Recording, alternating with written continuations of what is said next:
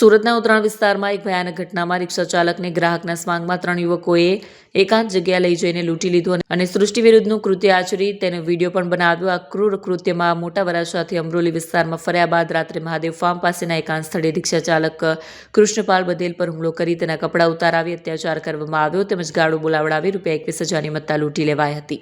ઉત્તરાણ પોલીસે ગંભીર ઘટનાને ઝડપથી હાથ ધરી 36 કલાકની અવિરત સીસીટીવી તપાસ, હ્યુમન ઇન્ટેલિજન્સ અને ટેકનિકલ સર્વેલન્સના આધારે તિરપુટીને ઝડપી લીધી, જેમાં 2 સગા ભાઈઓ વિજય ઉર્ફે વિરાજ અને અર્જુન ભોજવિયા સાથે 15 વર્ષીય સગીર કિશોર સામેલ છે. ઉત્તરાણ પોલીસ સૂત્રો દ્વારા પ્રાપ્ત થતી વિગત મુજબ સરથાણા સીમાડા ગામ પાસે દિવાળીનગર સોસાયટીમાં રહેતો યુવક રિક્ષા ચલાવી પરિવારનું ગુજરાન ચલાવે છે. ગત 21 જાન્યુઆરીના રોજ સાંજે ગ્રાહકના સ્વાંગમાં આશરે 20 થી 25 વર્ષીય 3 યુવકો અમરોલી વિસ્તારમાં કામ હોવાનું કહી બેઠા હતા. મોટા વરાછાથી વિવિધ વિસ્તારમાં રિક્ષામાં ફર્યા બાદ રાત્રે 8:15 વાગ્યાના અરસામાં મોટા વરાછા રિંગ રોડ સ્થિત મહાદેવ ફાર્મની બાજુમાં એકાંત સ્થળે ઉતરી ગયા હતા.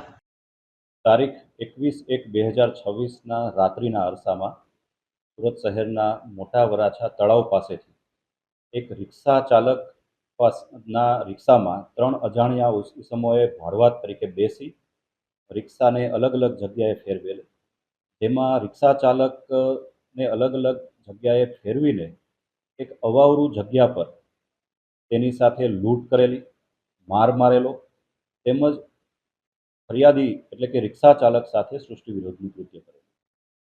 જે બનાવની ફરિયાદી દ્વારા જાણ કરવામાં આવતા ભારતીય ન્યાય સંહિતાની કલમ 309, 140(2) વગેરે કલમો હેઠળ ગુનો દાખલ કરવામાં આવેલો અને ઘટનાની ગંભીરતાને ધ્યાને રાખી સ્થાનિક ઉત્તરાણ પોલીસ સ્ટેશનની અલગ અલગ ટીમો બનાવવામાં આવેલી.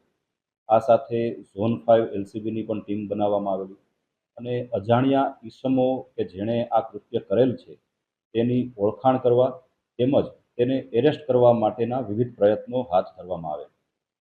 હ્યુમન ઇન્ટેલિજન્સ તેમજ ટેકનિકલ સર્વેલન્સના આધારે વિવિધ ટીમો દ્વારા 3 આરોપીને ઓળખાણ કરવામાં આવેલી અને ટૂંક જ સમયમાં તેઓની ધરપકડ પણ કરવામાં આવેલ છે.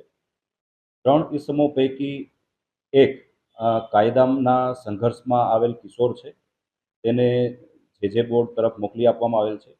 આ ઉપરાંત 2 ઈસમો વિજય ભોજવિયા તેમજ તેનો ભાઈ અર્જુન ભોજવિયા બંનેની ધરપકડ કરી રિમાન્ડ મેળવવામાં આવેલ છે. ભૂતકાળમાં વિજય વિરુદ્ધમાં અમરેલી પોલીસ સ્ટેશનમાં અપહરણનો પણ ગુનો દાખલ થયેલ છે. આ ઉપરાંત સુરત શહેરમાં પણ અલગ પોલીસ સ્ટેશનોમાં તેના વિરુદ્ધ ગુના દાખલ થયેલ છે. તે તમામ બાબતની તપાસ હાલ ચાલુ છે.